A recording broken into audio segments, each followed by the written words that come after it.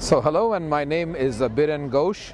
I am the President and CEO of Kahani World Inc. This is a company that straddles the space of animation and kids brands between Canada and India.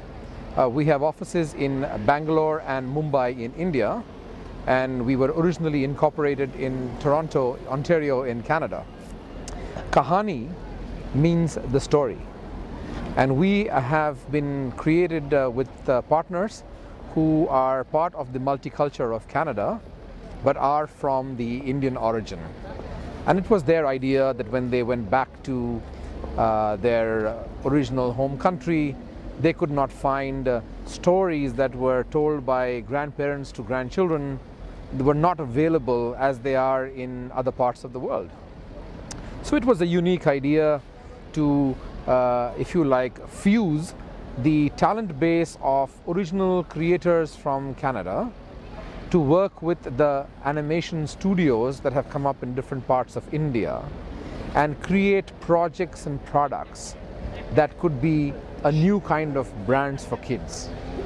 The journey started 3 years ago, and we originally started with having small teams, usually comprising one artist and one writer, and either one of these two people would usually be people who understood something about Indian culture and style and background, but the other person did not.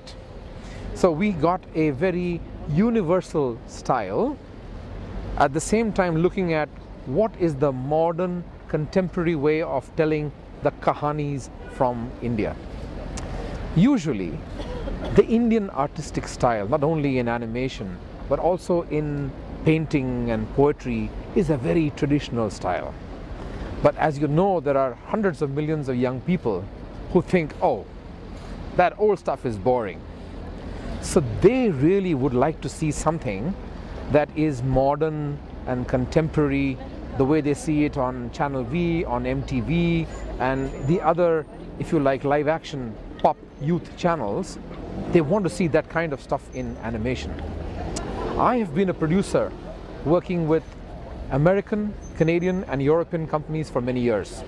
I have produced maybe hundreds of episodes of Canadian animation in India for Cine Group in Montreal, for Funbag and Dynamite in Ottawa, for Decode in Toronto, and a number of people that you see here at the Carlton. So I understood the process of what I will call cross-border creative production. And I felt that in order for us to be different, in order for us to be unique, not to be one of the 3,000 people at the show making Western style content that will be shown to the whole world, why don't we create a new style? I'm calling this, for the moment, maybe in the anime, a style that will be a modern voice of Indian content. Going back 7 years, the people who are in this show from France, they could not sell their shows in North America. Going back 10 years, the people in Japan could not sell their shows in North America. But today, the niche which was Japanese animation, the niche which was French animation, is today part of the global mainstream. So maybe the shows from China, or the shows from India, or the shows from Africa, which today are appearing to be like a niche, maybe they would become mainstream. I look at television in North America. I look at United States, where the telenovelas from South America or from Latin America were niche. Today they are mainstream. They're almost as big as the main channels. The Black American hip-hop music, it was a niche. Today it's the main music of United States of America or North America. So for a producer, it is much more interesting to be on the beginning of a wave that is going to be a niche going into mainstream. That's where you create the value. That's where you create the excitement. That's where you create new branding. And so we at Kahani World believe that our shows can go in that direction.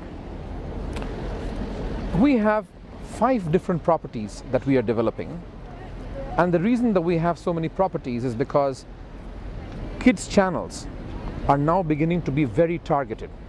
So you have, for example, from Turner, you have Pogo that is addressing only the preschool, or you have the Playhouse Disney addressing only the preschool, and then you have the 6 to 9, and then you have the 8 to 14, and then you have the youth and the teens channels. So we have actually created, our writing is always done by Canadian writers, mostly Canadian writers. Like for example, in our preschool show we have Emil Scher and Ian Ritchie, who did many shows for Nelvana and all the big companies.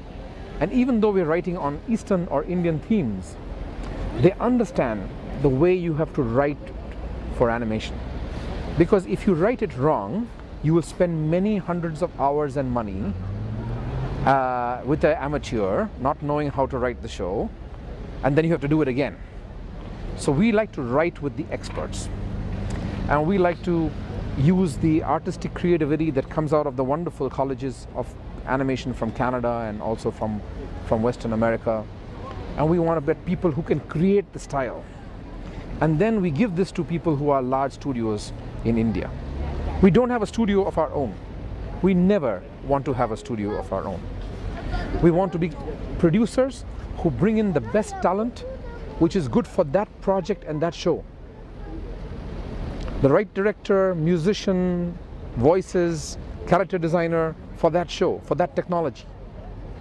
We work in many technologies. You know, we joke in India that we have many gods and goddesses. The same with technology. We pray to all the technologies. If we can mix them all in one show, we do that too. We are the first people who, I think, in the world, who are now making our next television series using a game engine. The reason, tomorrow if we have to make a computer game, we don't have to do anything. We built our television show over-specified.